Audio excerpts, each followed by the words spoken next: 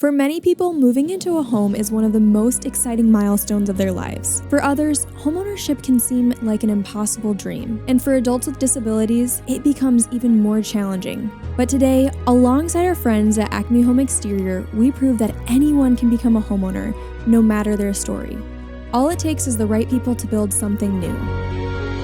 This is the Design and Remodeling Show.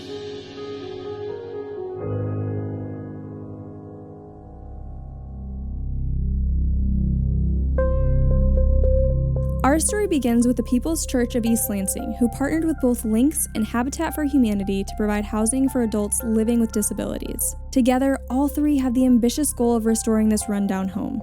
And to address the roofing and siding, our friend Dan Smeek from Acme Home Exteriors volunteered, not only to support this project, but also because his younger brother actually lives in this community. The work that Dan and his team at Acme is doing and partnering with Habitat for Humanity and Lynx and People's Church is really, really amazing. Excited to see the impact this is having on the community. I just think of the freedom and the flexibility that these adults are going to have to be able to live in their own homes. And it's so cool that Dan's brother Matt actually lives in one of these homes down here in Lansing. For us to be able to be a part of something and to be a part of a company that likes to impact families and make a difference in our communities, it's amazing what homes do for people. Before the project begins, Dan will sit down with his brother Matt to hear how being a part of the Lynx community gives him freedom as an adult with disabilities. Next, we'll check in on the Acme team during the roofing portion of this project. Then we'll learn about the history of this home from the CEO of Habitat for Humanity and the founder of the Lynx organization. After that, Michael and I will check in during the siding portion and even lend a hand to Dan and his team. Finally, we will all gather together to dedicate this home with a community barbecue. But first, let's meet Dan's brother. Hey, Matt.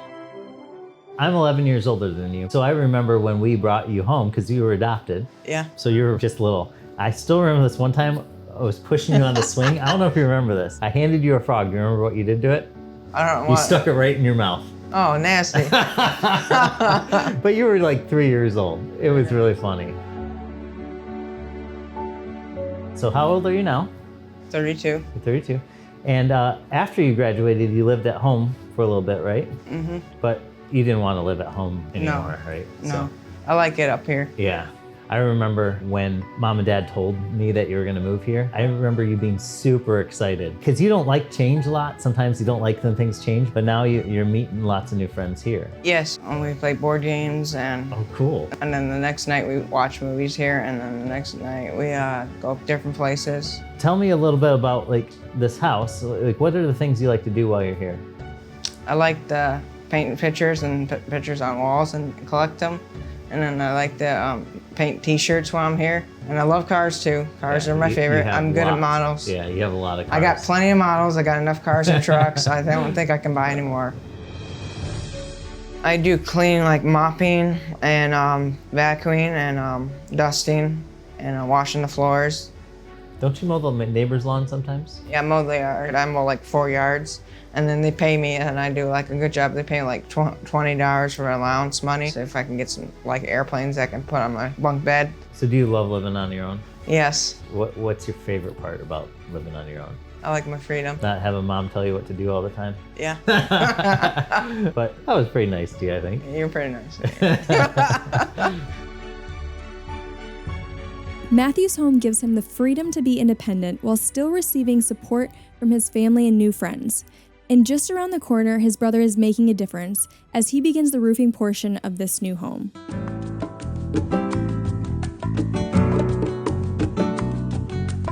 Today is all about the roofing. This morning we tore off the roof. Right now we're starting to actually shingle it, put the shingles on. Now, with a roofing project, the roof is not the only part that needs to be done. There's actually quite a few steps that have to take place beforehand. If we don't have enough materials, slows down the project, that can be a problem. If you don't have the permit, that's illegal. Again, a lot of little things that we do up front so that when we actually get out here, we're all prepared to do the project and do it efficiently. So this roof is very unique in the fact that it is very steep, so it's very hard to walk on. So we have special safety equipment today. Everybody's attached into harnesses and we have boards across that the guys can walk on and move on. The other part that makes this roof unique is that it had 3 layers of shingles. Now, they only allow 2, We only install one ever, so we never go over another layer of shingles. But this had 3 layers. So if you think about it, each layer is at least 20 years old, probably more.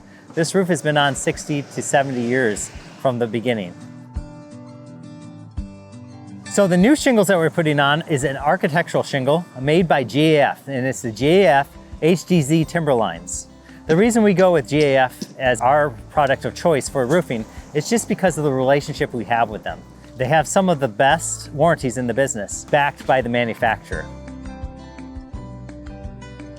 My brother being a part of the Links organization and living in one of their homes, I'm super excited to be able to protect someone's home for a really long time.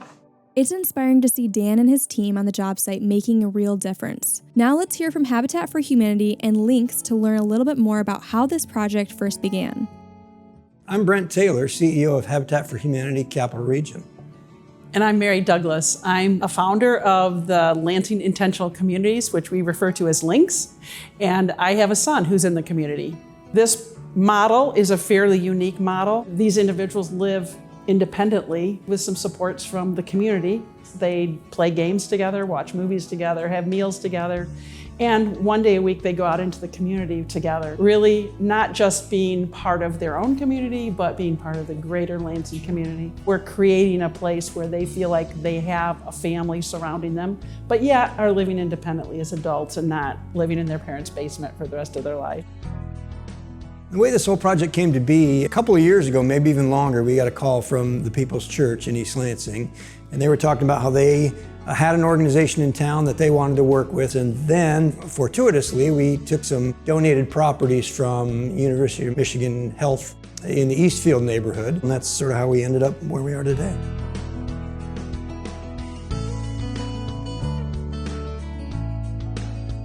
We already currently own 2 homes in the Eastfield neighborhood, and so the location was perfect. We were contacted by People's Church, who was looking to have a really community-based project as part of their capital campaign. So all their fundraising wasn't looking internal, but also out into the community. We've been looking at possibilities for adults with disabilities in the Lansing area for a long time, but we've been kind of on our own to try to get ourselves established. And this contribution by the People's Church and partnering with you has just made this expansion for us remarkable. Most groups that get involved with us, they want to volunteer, but People's Church, we've dedicated 1 day a week just to People's Church folks. They've filled up their slots every time. For us, we really feel like because of all the community support, the project is really moving along quickly. I think it was about 10 months ago maybe that we just started the demo on that property, started pulling all the old stuff out. I had several trips with Mary and her crew to kind of walk through the house and say, well, what if we did this? And could have put another wash and dry here and stuff, so they could be assured that it was really going to fit for their residents and for the Links program, because obviously that's top priority. So, Habitat, even though we're part of an international organization, Habitat Capital Region, we do all our work here in the community, raise all our money here in the community, so we very much consider ourselves a local nonprofit as opposed to a global one. And so to be involved with community, and then of course Dan Smeek with Acme Exteriors, who does work with Habitat, says, hey, my brother is a Links resident too. I'd like to be involved in this project. The siding and the roof and all that done by Acme. It's on time, it's on budget, which, is always one of our goals. That's always good. So my son Drew is the roommate of Matt Smeeks, and they've been together for about 3 years, and they both are just super social and love to be out in the community and connecting, and they've loved the Habitat project. Every time I've gone to site to check on how things are coming, Drew's often there and he's asking questions, and he's gotten to know all of our construction team so well, and Matt's been there as well, and they've been helpful when there's some tasks that we can have them help us with. It's neat to see the way they've kind of adopted this, to know, hey, we've got more people coming to our community, and just that excitement is really heartwarming to see. I see a future that looks very stable for my son and that gives him a place to belong. I feel it's been overwhelmingly successful for him and for all of the residents. Every time we dedicate a home to anyone, it's a life-changing moment for them, and it's one of the high points of my life to be there handing off those keys. But in this case, it's been a really exciting thing to be a part of. The People's Church, Habitat for Humanity, Links, and Acme have worked tirelessly to get this project across the finish line, and it's time for Michael and I to join and do our part. Today we're out here to visit the site that Acme is currently putting the siding up on this Habitat for Humanity home. And I think Dan is even gonna have us swing the hammer a little bit and put up some vinyl siding today. Sweet, that's gonna be fun. We're just starting the siding, getting the first pieces on, and we should be done with probably this side today. And this siding was a little bit unique than maybe some other siding projects. It had a very old wood siding that we found underneath. And there was a lot of repairs and stuff over the years, and we really had to smooth everything out. And then we put a foam on it, which that was done by Habitat and volunteers to get ready for us to come in and put on the siding. This is what we call the starter. So this is the first piece that we have on. It kind of holds the bottom of it. So I'm gonna go ahead and grab a piece of siding. This is Certainteed Main Street vinyl siding. All right. Here, you come over here, Isabel, and kind of hold that side. Push up on that. Did you feel the click? Yeah. Oh yeah, Okay, sweet. Feels like clicked in there. So let go.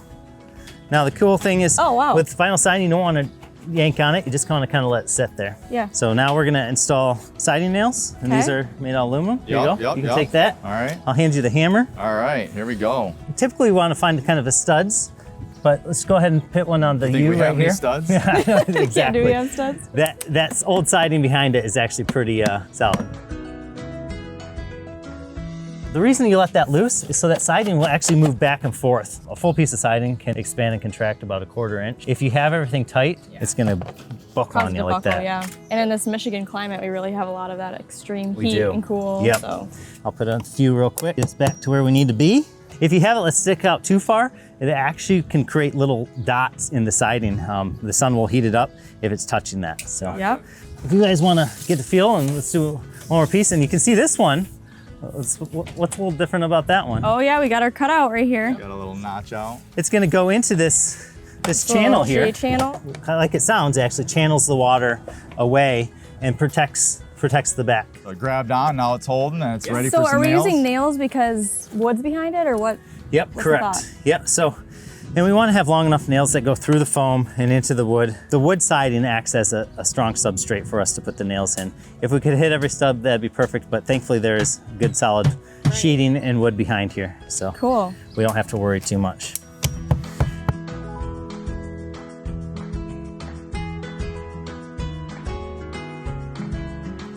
When did you get those pouches? These pouches, Yeah. I got these pouches 23 years ago. 23? Yep, I bought them for 3 sweatshirts.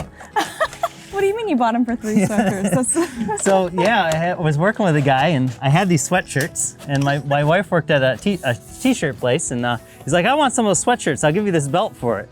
And so next day I brought him in 3 of them, and I got a really nice belt for it. And it's That's really good awesome. quality, And and I've had it 23 forever. years later. Yep.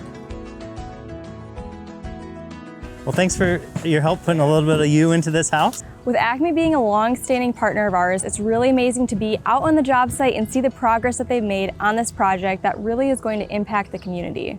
All the skill and technique that goes into putting up a vinyl sided house, Yeah. and just being able to learn some of his tricks of the trade. Dan really knows his stuff. Yeah, and one thing about Acme Exteriors is they are really detailed with all of their craftsmanship. And to see that today and be involved in it was really fun. Yeah, it's great. In about a week from now, we're gonna be able to have all the siding on, and this project, from our standpoint, will be all completed. Acme was able to put the finishing touches on the home's exterior, completely transforming it into a new home that will last for many years to come. With the exterior of this home now finally protected, it's time to celebrate with the Lynx community. So cool to be out here today and to see this party happen. I know there's been so much work from so many individuals really coming together to make today possible. What was really amazing to me was when everybody came together, realizing, even though I've worked with these people throughout the whole project, realizing how many people it actually took and like how many people were involved, it blew me away. Hello, everyone. Thank you for coming. My name is John Lundy, and I'm with the People's Church. This project is one that has been very important for our church and the community. We are very excited to be in partnership with Lynx, with Habitat, and with Acme. And we know that it's going to be very meaningful to this neighborhood and to the Lynx community. When we first agreed to take this project on at Habitat, we thought, well, that's a little bit of a departure, right? Because normally we're building homes for families. Well, if you look around today and if you look at how much time the Lynx folks and the People's Church folks have spent on site here with us, I would say the Links community is absolutely a family. So this is not nearly as big a departure as we thought it was going to be. This project is near and dear to me because my brother Matthew is part of the Links program, and so he's able to live here in the community. Links, thank you. You don't know how much it means to me that we have this opportunity for awesome people like Matthew and whoever else is moving in here, so I'm excited. I'm very grateful to have the opportunity to be in a part of a wonderful welcoming community. Thank you for caring and for making this dream possible. So I still remember the day when my brother got to move into his house, which is just around the corner, and how happy he was to finally get away from my parents, and move out like the rest of us had. Yeah. So today, getting to see Annalise brings it all around is pretty neat. But you see the excitement, and even in your brother, he loves being here. And at Custom Built, our core focus is to impact families. And we do that through remodeling, and it's so cool, Dan, to partner with you on the Design and Remodeling Show and showcase the impact that other companies are really making in our greater Lansing community. Yeah, as we continue to showcase other companies, it's really our mission is to help raise up our community, bring to light the great things that are happening and the great companies that are making that happen to impact lives and impact families.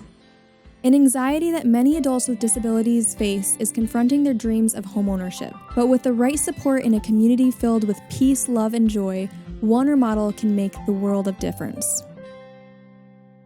Next up, I'm on the move to learn trade secrets from our local contractors.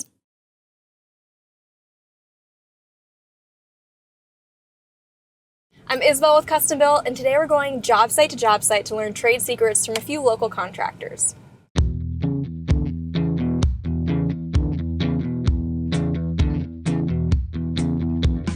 Out here at the Gruber's Kitchen project today, and we are going to be doing their kickoff meeting, which is all about measurements and existing conditions. So come along with us.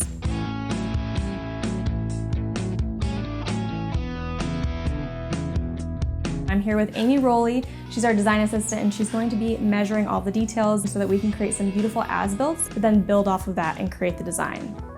We will be taking a lot of measurements throughout the space. I have Isabel and Josh here, and I'm just gonna put them to work and have them get all the measurements for me. Even though you may have existing blueprints of your home, our team likes to make sure everything is correct, which is why, depending on the scope of the project, we set aside anywhere from 30 minutes to a couple of hours to record all the details of your existing space. With all these angles, we definitely want to make sure that we aren't missing anything, especially if we're going to be installing new cabinets as well, because we don't want to have to reorder cabinets because we were 1 inch off. Yeah, getting measurements the first time is really important. It will completely change the design if you missed some major pieces, and really, again, it's about understanding the client's vision so that we are prepared as the design continues on. To create our final construction drawings, on top of measuring the existing space, our team locates all existing outlets, switches, plumbing, heat run, other home mechanicals, and even lighting. We definitely need to place all the lighting in here. And lasers are awesome for placing light fixtures because you can hit right about the center line, hit the wall, and then we've got our measurement at 4 feet and 4 inches. Lasers are a great way to get overall measurements, but we always use a tape measure to confirm final details. Anytime I get to spend time with our own team on site, it's exciting. But so is our next stop, and we've got a drive ahead of us. I'm gonna meet Dan from Acme Home Exteriors out here and look at what his process is like for a roof tune-up. Hey, Dan! Oh, hey, Isabel. Hey! Good to see you! Well, show me what you got today. Sure. So today we're doing a roof tune-up, and what that means is I'm gonna go with you around the roof. We're looking for maybe little holes, maybe a missing shingle, maybe some sealants that have failed. Is there anything that might be a problem down the road? And that's the idea of what today is, not to do a major repair, but to prevent early replacement. One thing I'm looking at on roofs is the flashing. It tends to be where the leaks happen the most. If you look there, you can actually see into the attic.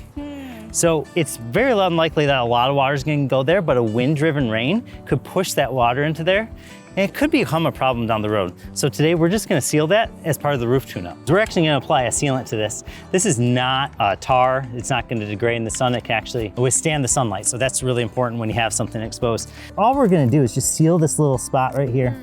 Idea is now water can't drive into there, and that's all we're trying to do. So another thing I kind of take a look at is any holes or punctures in the roof. And one really common thing are nail pops. And that's when a nail is sticking up a little bit and it pokes itself through the shingle. You give that 10 years, that will rust out and it'll create a little hole in your roof. So how do you fix that? I'll actually just lift up the shingle. Okay. We'll pound down or remove that nail and we'll seal up that little hole. This roof tune-up service from Acme is amazing, but the question remains, when is it time to replace your roof? We're looking at the granules of the shingle, and what happens is these granules over time start to fall off. You can see if I wipe it down, a couple of granules fall, and then the shingle itself starts decaying and eventually fails. The more granule loss, the sooner your roof may need to be replaced. Getting the chance to spend time on site with Dan is always a blast, but there's still more things to see. Up next, I'm traveling all the way to Northville Lumber to meet with John and learn about which documents are needed to get an accurate estimate for your project. We'd like to see a complete set of plans if we can. Yeah. The more information that we have on a plan, the better the takeoff's going to be. So what does that look like as a homeowner if I come in? I've got maybe a graph paper with my sketched up idea. What do you typically do and how would you walk me through next steps? Yeah, if it's just a graph paper and if it's just a simple project, we can give you some ballpark ideas or tell you what we're looking for. If it's for a deck and you're providing that information, we can generally work with that. But if you're getting into a new build, good set of plans is really important in that case. Yeah, so you're really looking at the structural integrity of a plan, correct? And you're making changes and suggestions. Right, we'll size some of that out. Usually it should be provided by the architect, but not always. There's a lot more designers out there nowadays, and a lot less structural information is on those plans. You need a combination of both. You need some structural information and a good design to work with. Awesome. So I see you got some plans here, John. Yeah. What do you have going on? We've got a residential project here. It is a complete house we'll be quoting for them. We've got a decent set of plans here. I mean, we got the floor plans, we've got a full page of all the elevations, and even in this case, we got the roof plans showing on how the roof's going to be laid out. If we can get all this on a normal plan, that's great. And I see you've got some highlighting going on here. So what are you doing? We've started where some of the headers were highlighted certain colors for certain types of materials. We look for maybe some special walls that might be listed in there which aren't always showing. The keynotes, the things we're going to do that makes our takeoff a little easier. What else should a homeowner know if they come into Northville and ask for a takeoff? A lot of times if it's a homeowner coming in, they're probably going to want to set up some time with us, call us first, maybe send us a PDF of the plan first. We can review it, and if it's lacking information, we can cover those areas. Northville always has an expert on hand, just like John, who's ready to assist and help you move your project forward. And now, on to our next stop. I'm out at a home in Lansing, Michigan. I'm gonna go meet Devin from Paul Davis Restoration and hear about this project they've got going on. A tree has completely fallen on this house, destroyed the backside, and then even the front of this house has quite a bit of damage. So we're gonna go see what they're doing on this site so they can get back into their beautiful home. We're actually standing pretty much right where the tree was, right, Devin? Yeah, the tree was right here and fell backwards onto this beautiful home here. The first day, the homeowner called us out here. We identified what was damaged. We had him call a tree company. The tree company came and removed it. It was very unsafe on the roof, so they actually tarped it. And then we came back. We kind of had to use some bigger equipment.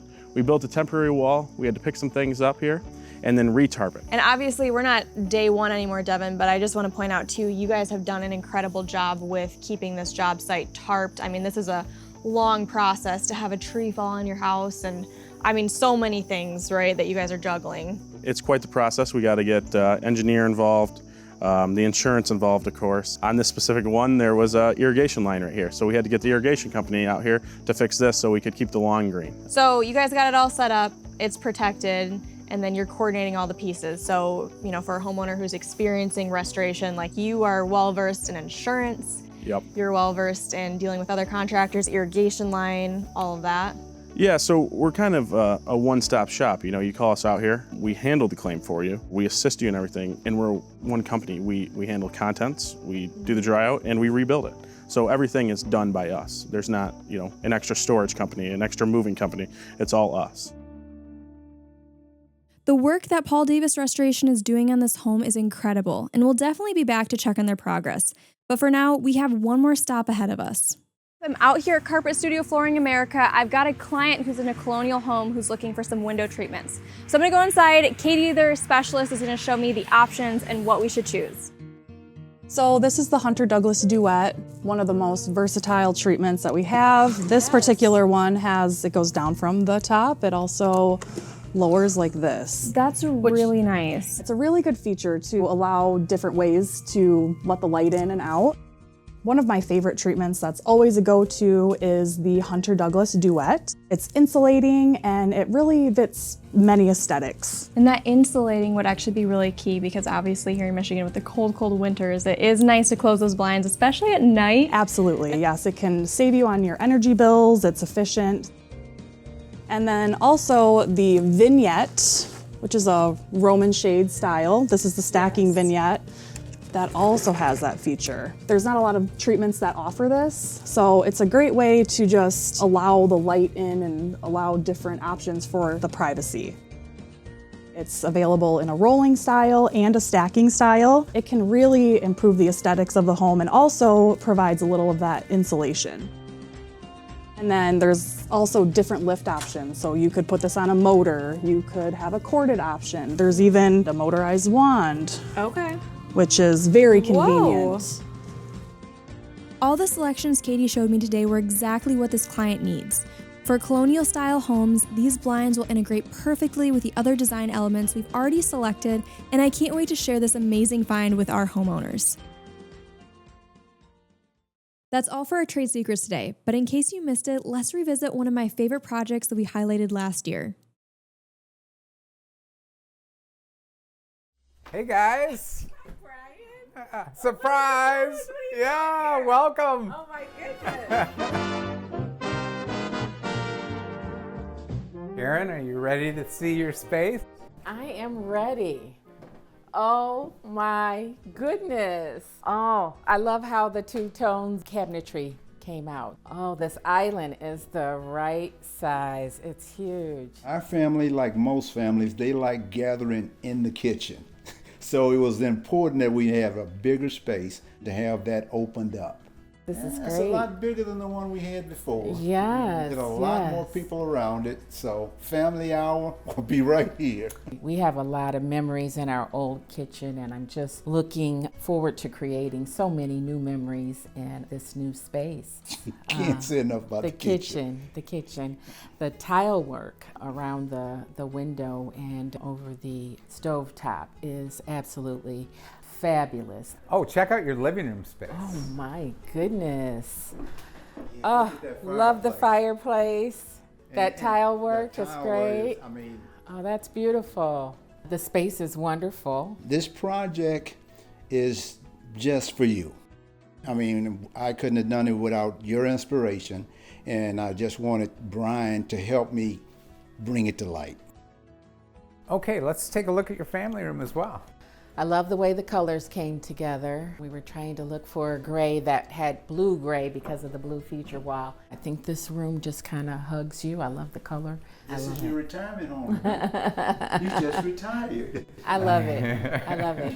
They have been dreaming about this project for so long. It has just been great to show them the finished project. To learn more about our partnerships in this episode, please scan the QR code on your screen. I'm Isabel with Custom Built, and I'll see you next time.